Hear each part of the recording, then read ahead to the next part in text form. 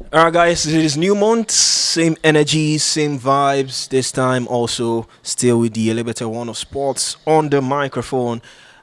His reveal might be quite surprising for some of you. I will leave it at that. Surprising because let me reveal now in three, two, one. Now look who I've got here. What difference is? I mean, it's pretty obvious. Let me just let the cat out of the bag. It's the hairdo. You could see that change with the hairstyle. My hair's gone. So what prompted My this? Samson is gone. What prompted? I beg you. So what prompted this decision, the change of hair? Did you throw it away, the trim, or you kept Normally, it it's my wife that sells it now, so I cut it. I mean, sometimes my barber will like, oh, bros, I want to sell it. Can I? Yeah. It's like 30,000-40,000. Yeah, So, it's yeah. costly actually. Yeah. Yeah. So what prompted the decision to take I off want the to do a different type of locks, fatter locks. Special delivery is about to return.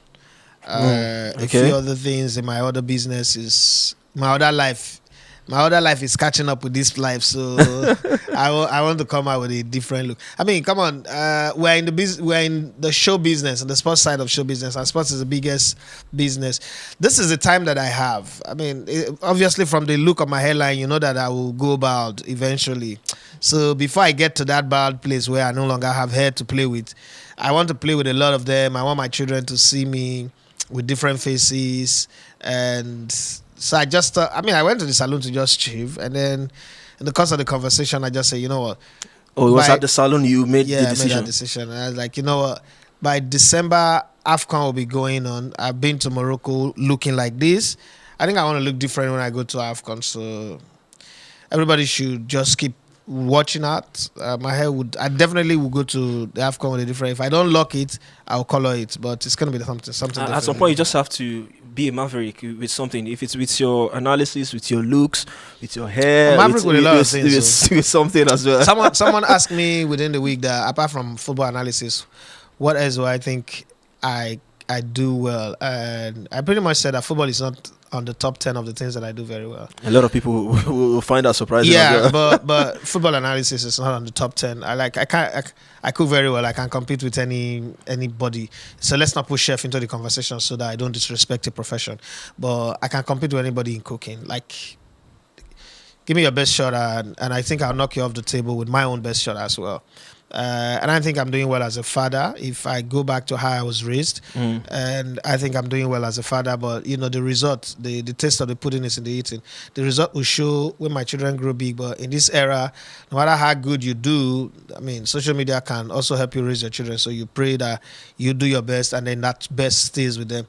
And I also think that I had a whole lot of prediction that my marriage was not going to last more than 5 years because, I mean, I saw somebody less than 2 hours, less than an hour, ask her to marry me, no courtship, nothing.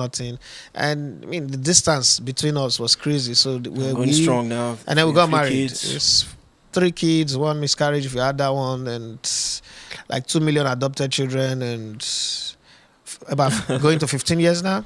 I think I'm very good at that. The thing is, when it comes to analysis, like I kind of like have a Ferrari mindset when Pagani or Lamborghini mindset when I'm analyzing, and in between, a lot of people don't understand something about this analysis that we do. So let me give you a very good example.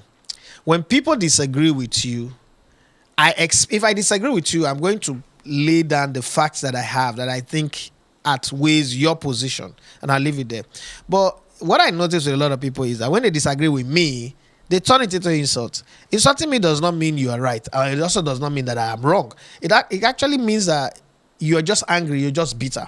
And disagreeing with somebody's position does not mean that you should come out and say the person is jealous or envious or hating. I think we should correct some of those little things. I have the right to have my position, right? And if my position is backed with fact and reality, you might not agree with it. Just consider it. But then put your own. Like Mikolo will say, 2 or 100 truths can stand side by side.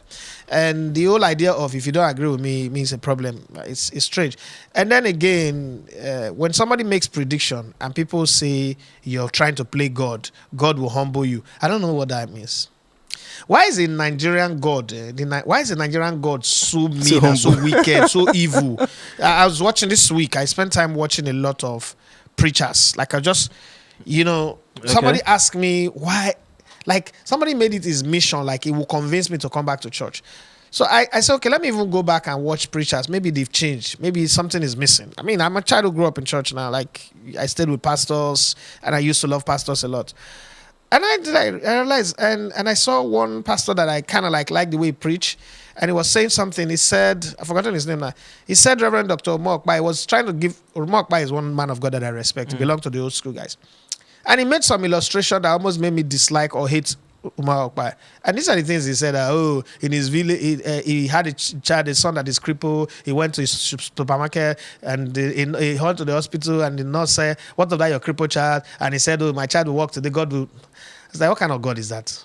Why does he need to wait to that point to function, to make the child work? That's one. Secondly, that some people accuse some village people of eating the village money, and then he gave them money and then they eat it, and then he swore for them, and then he went to preach in one village and then they chased him out and then they hit him and then cursed them with the name of the Lord.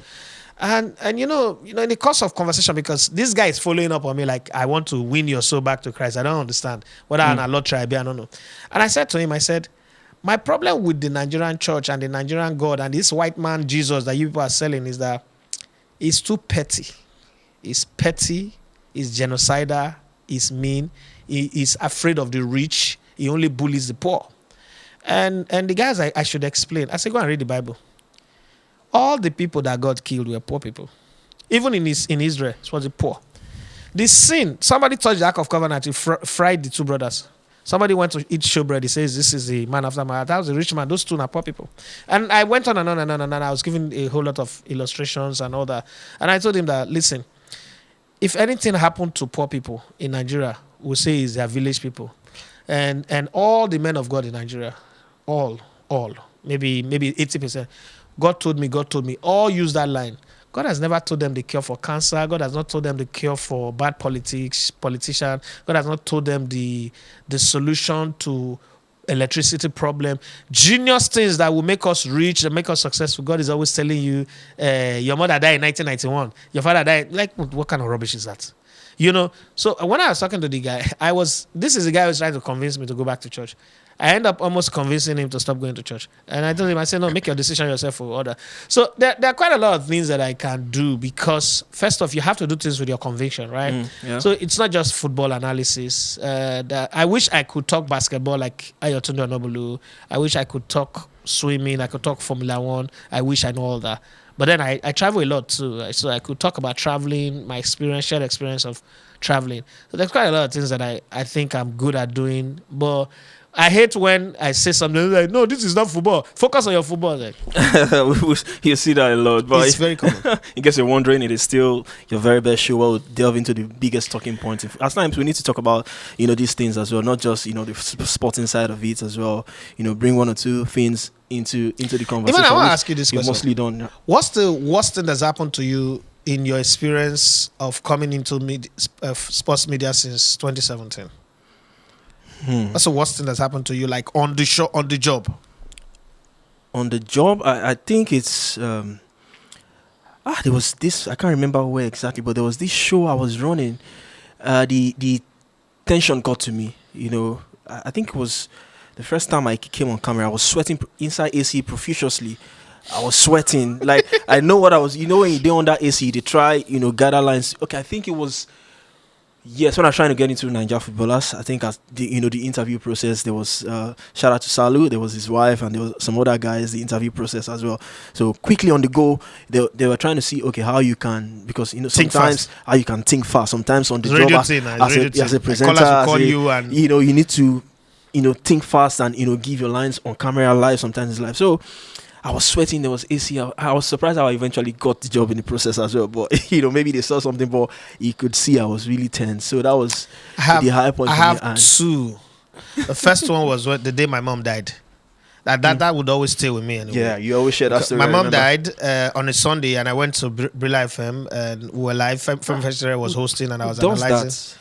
And that's really tough. it was that season where Barcelona beat them in the the Champions League finals, and then they went to play one preseason friendly game in America, and then Manchester United won 1-0.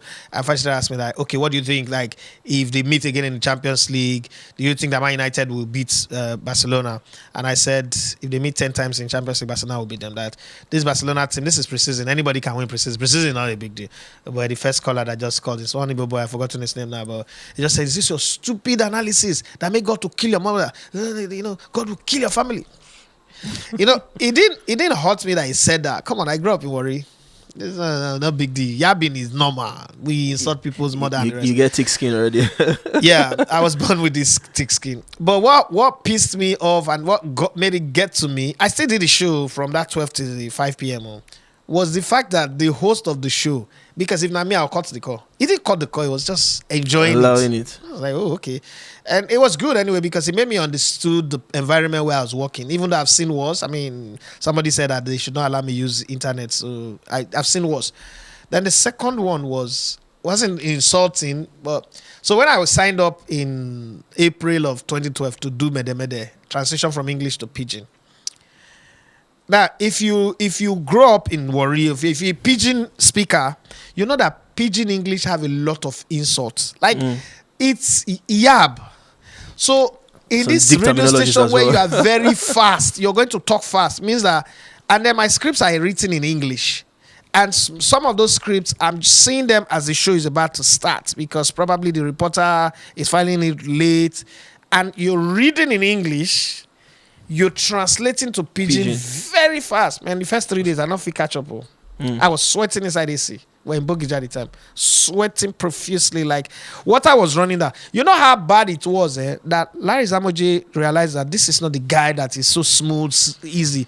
He drove from his Lekki house to Bogija. Some credit I have to give to him because, I mean, sometimes when you talk about all the bad things that somebody have done to you, you should also talk about the good that he did. Yeah. You know, the guy, he drove down and he showed up, and then there's something he did. He just stood behind my back like, I said, not be you.